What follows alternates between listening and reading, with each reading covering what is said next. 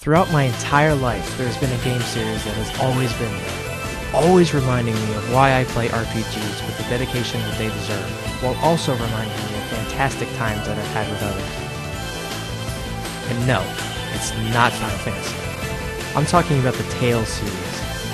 Through every stage in my life, I have had or witnessed a Tales game, and every time it made me rededicate myself to the RPG genre.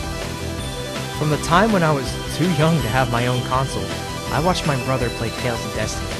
Released in 1997, it was the second title in the Tales series, and the beginning of a lifelong passion. Flash forward a few years, and me and my brother would take turns playing Tales of Destiny 2, a fine game that carried the traditions of the series onto a new generation of consoles. Take another step forward, and I watched one of my best friends play Tales of Symphonia, as I didn't have a GameCube. Even in more recent times, I sit playing Tales of Grace's F with a few close friends from college on a huge TV in a multi-purpose room eating ramen. The Tales games have shaped my life as a gamer, not only in what games I like to play, but also where I set my expectations for the genre.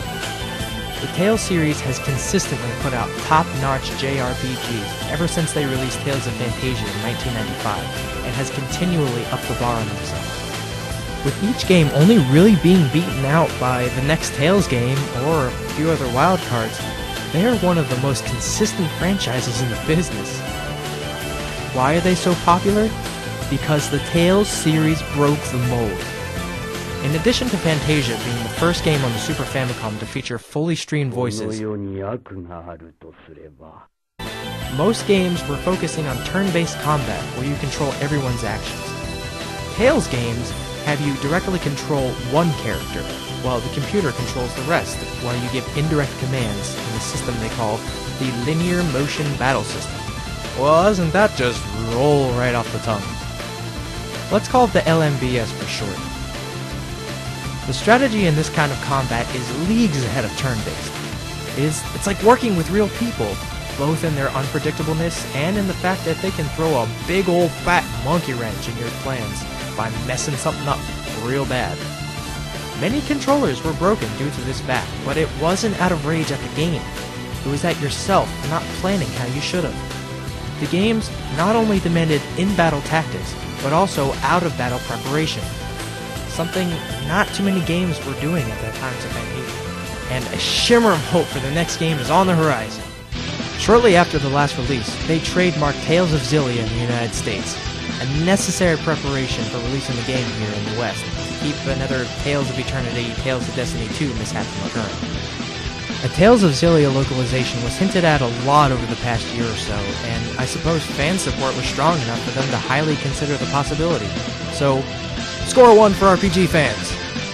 And wow, does this game look promising!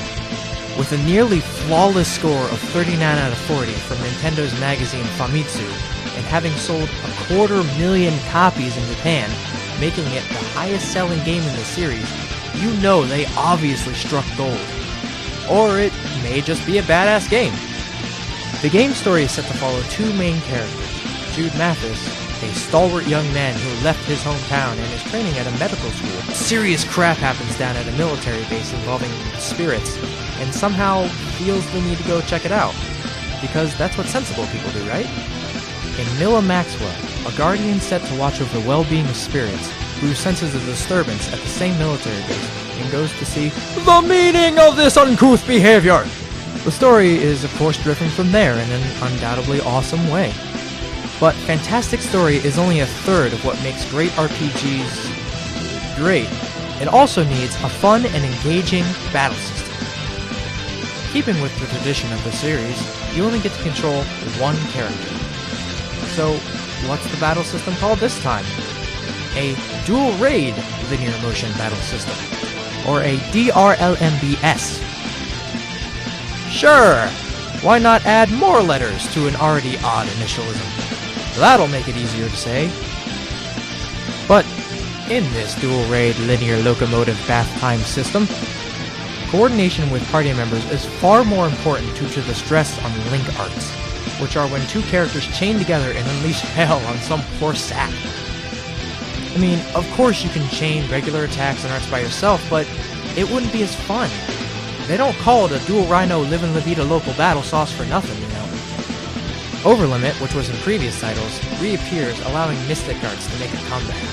Also, players can expect a behind-the-character view, as opposed to the traditional top-down view, for the first time in the series, so yay, progress! As for that last third, the soundtrack has to be emotionally relevant and catchy, something a lot of modern games fall short of. A lot of the tracks are catchy, but they have more of an atmospheric feel to them. Modern game devs, take notice. Melodies are a good thing. And this game's music does provide some good melodies, but unfortunately does fall victim to the modern trends a bit. It's a shame, really. But nonetheless, it's a fantastic soundtrack.